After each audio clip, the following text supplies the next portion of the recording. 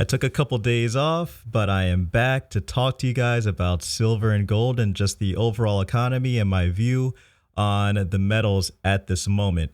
Now, over the course of the last couple days, you've probably been noticing some weakness in gold and silver. And I want to essentially draw your attention to a few things. So we're going to aim a bit at technical analysis in the beginning of this video. We're going to then talk about a macro case as far as what could be leading this, and will this last longer, this weakness last longer than what we think, and my overall forecasting models and showing you how some of that has changed, though not too much. But before we get into that, click that subscribe button right down below, just so you can keep abreast of all these new things. Also, click that like button so the video gets out to more and more people.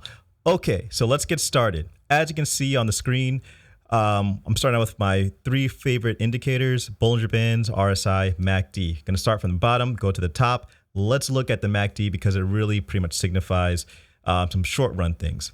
In the short run, obviously, we're slowing down, as you can tell, in the MACD. But do take note that we're in positive territory, and we've been in positive territory for some time now. I'm not going to jump ahead, actually. I don't want to jump ahead just yet, but I'll come back to this as far as it being in positive territory. But we are soon going to enter some red days here in the histogram. And as you can see here in the RSI, we're falling closer to fair value, and it's also confirmed by price action getting close to the EMA, the center line in the Bollinger Bands. Fair enough. Now let's go to the moving averages for silver as well. And again, we're falling closer to the 20-day moving average that did get above the 60-day, and it hasn't gotten above the 253-day, which would give it a golden cross that we've already seen in gold. And it looks like we're starting to see some moderation here. Hopefully it doesn't turn and go down south. But there is a possibility that we may see some prolonged weakness. Now, no one knows for sure, obviously, but this is something that I think we should keep note of. And that is the vid is back, essentially. And it's back in the news. You've probably been seeing it. I made a video, or actually I made a post about this a couple of weeks ago, but I noticed just a slight uptick around that time. I believe it was like right around this moment here in early November, late October. And as you can see, kind of creeped up a little bit, then it went back down. So then I was like, all right, well, not too much of anything to really focus on. But then it started to really creep up in recent days. So, or really jump up in recent days, not really creep up. So this is something that I'm a little bit concerned about when it comes to gold and silver prices. As actually, just one moment. So taking a look at the MACD, we can really see how rising cases in the last few months have actually caused an issue for silver. And you can really see it as price edged down along with the MACD moving averages. And they edged down into negative territory right after a really nice run up to pretty much the $28 level. And we're back in positive territory now that a lot of that stuff has kind of gone away. But if it is returning, we may have to deal with some potential prolonged weakness. Now, does that mean we should expect to see these moving averages head back down into negative territory?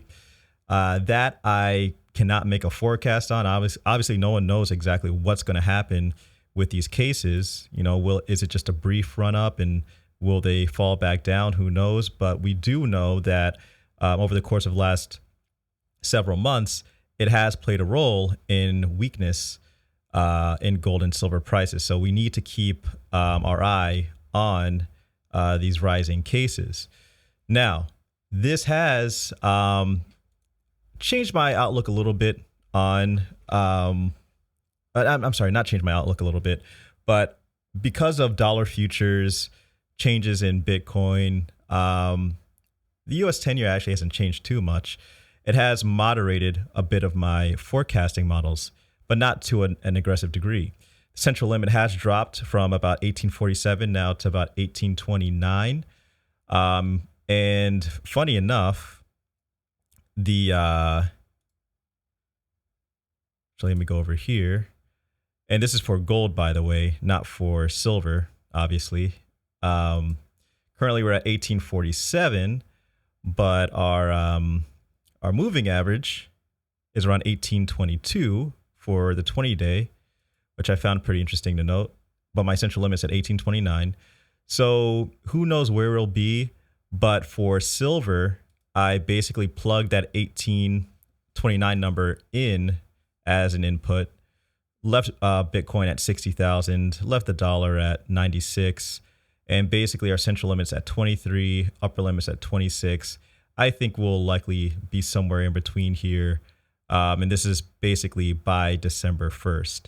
This is including higher CPI as well, and negative real yields. For copper, we're pretty much in the same territory. 410 up into 457. This is the central limit. This is the upper limit. So that's pretty much what I'm looking at by December 1st, these kinds of ranges. I will say over the course of the last few days, I've been working on my models, actually tightening them up a little bit more. I'm actually going to be releasing a video series for you guys to help you actually create your own models instead of just using my own as well. I'm a really big proponent of people just taking matters into their own hands. So I at least want to give you that option and basically show you how I do all of this and show you how the sausage is made, so to speak. So if you want to get that, that'll be available soon along with these forecasting models. So thanks again for watching. Please hit that subscribe button. Please hit the like button and have a good weekend.